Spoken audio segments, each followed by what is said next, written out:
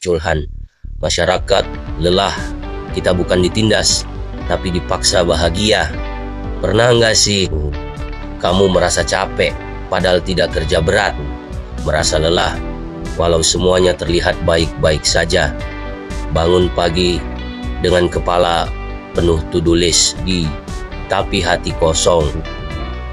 Selamat datang di dunia Byung Chul Han, sebut sebagai masyarakat prestasi. Nah, masyarakat lelah. Di zaman dulu, manusia ditindas oleh kekuasaan luar.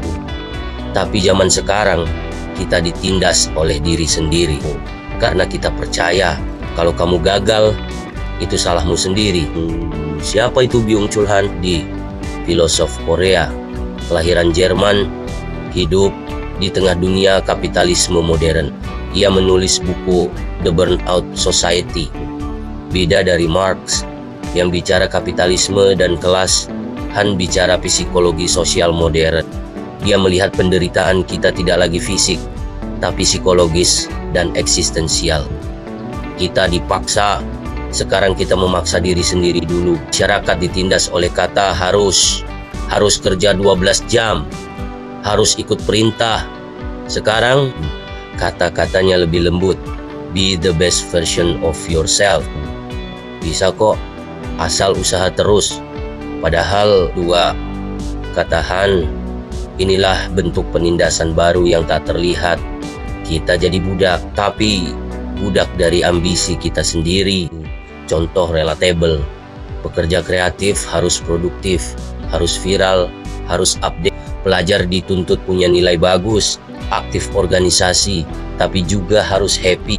Influencer harus selalu terlihat bahagia, padahal hidup mereka juga kosong. Budaya positif berlebihan. Dunia kita dikelilingi motivasi palsu. Kamu bisa kalau mau. Think positif.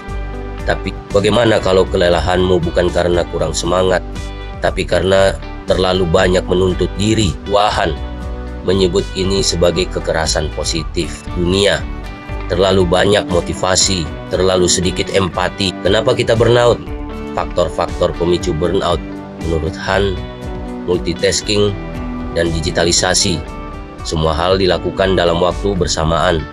Kehilangan keheningan, kita takut sepi. Padahal keheningan adalah ruang penyembuhan. Kita jadi produk personal branding, target, likes, views. Kita kehilangan relasi manusiawi yang tulus.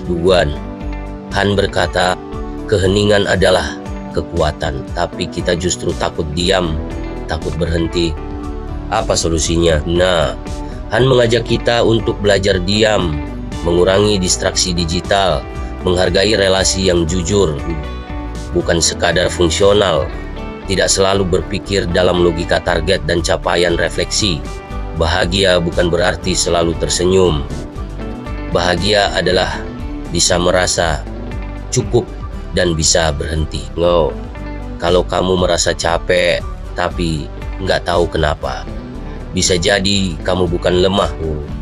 Kamu hanya manusia yang sedang melawan sistem yang membuat semua hal jadi tugas. Kadang bentuk perlawanan paling berani adalah berhenti sejenak dan bernapas dalam keheningan. Kalau video ini bikin kamu mikir atau kamu jadi sadar kenapa kamu capek terus belakangan ini, tulis di komentar. Aku berani melambat. Jangan lupa like, subscribe, dan share ke temanmu yang juga sedang kelelahan dalam diam.